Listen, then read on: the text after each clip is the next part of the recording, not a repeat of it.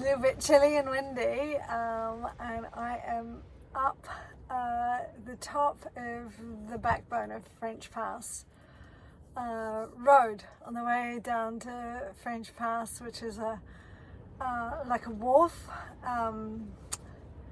where a lot of fishermen go out from, and you can get the ferry over to D'Urville Island, and it's like the middle of nowhere.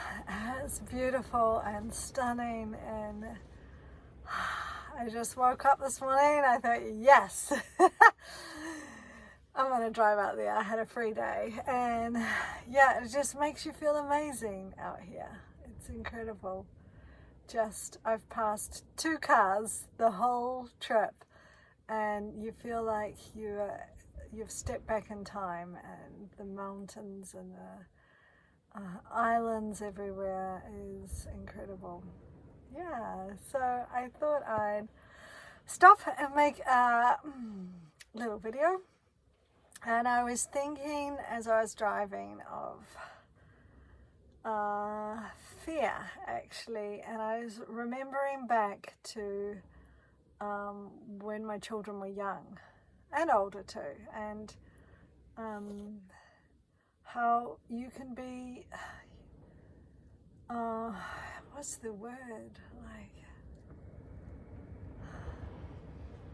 not immobilized by fear, but it can constrain your behavior and your attitude towards your children, because you have this fear of hurt or harm coming to them, and because they're in your care, and it sometimes can be an unreasonable fear. And I've had it come up sort of again when, like, being around Eddie, my grandson, and how it's sort of that sort of anticipation of some harm or some danger or some hazard, which is fine. Like, there's, you need to be aware of hazards and natural dangers, and protecting their lives and making sure they're safe and well and happy and fed and cared for and loved. But I was thinking more beyond that. When they begin to grow and begin to express themselves as their own unique being, their own personality, the shape of their soul, and like teenage years, and you want to protect them. You want to protect them from the world. You want to also catapult them out into things which you can see, oh, they're quite good at that, and you want to give them like a boost and push them in a direction, and which is all well and good, but we forget what made me think of this whole thing was the word dharma, which is a very old word, and it has many meanings, but one of it is your path, your way, that we each come into this world with a unique purpose and a unique dharma and a unique path, and we somehow want to shape the paths of the people that we love or the people we care for, and it's not our responsibility. Yes, it's our responsibility when we're parents to care for our children and to their primary needs to be met, but they also have a path which they need to walk, which their soul has chosen to walk,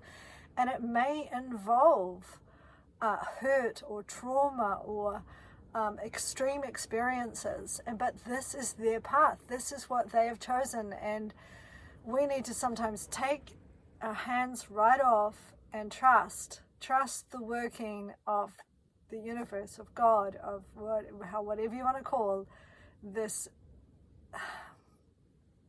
knowingness, this essence of life, to trust that it will take care of them, that it knows even better than you know the path and the choices that this soul is going to take and needs to take. And we sort of take it all personally, particularly as parents, that it's a sign of our failure or our achievement when our children do well, or when they fail. We take it, and it's not. It is not. It is their path. They are sovereign beings, and we need to trust. We need to trust and let them go and let them do their thing. And it sort of crops up now and then. Yeah, I had to really face one time, particularly Daniel, who does the most extreme shit. Like he did. Like I would find out stuff and I'm like, really? Like he crossed the high level bridge in Cambridge when he was drunk one day. He went from one side to the other under the bridge. It's a very high bridge.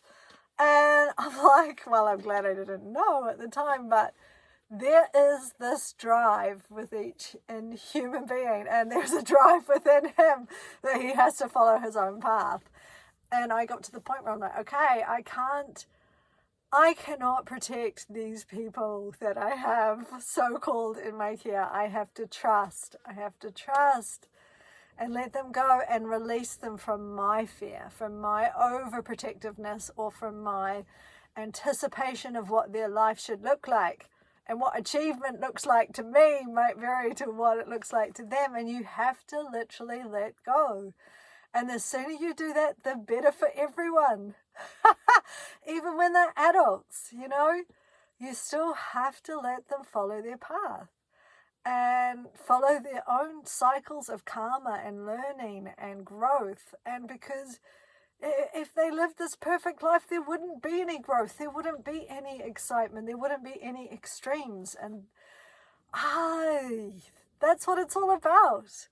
But yeah, if there are people you really care about, your loved ones, your partner, your boyfriend, your girlfriend, your parents, you've got to take your hands off, step back and trust, because your fear is not helping anything. It's not adding to the good energy or the good juju. So let go of the fear. Just shake that fear off and let people be free to follow their own dharma and their own path. And I was thinking, so what is the actual root of this fear? And if you dive down deep enough, it is the fear of death. It is the fear that they will do something so extreme or something bad will happen to them that they will die. And we need to start facing into our fear of death for ourselves and for those that we love. And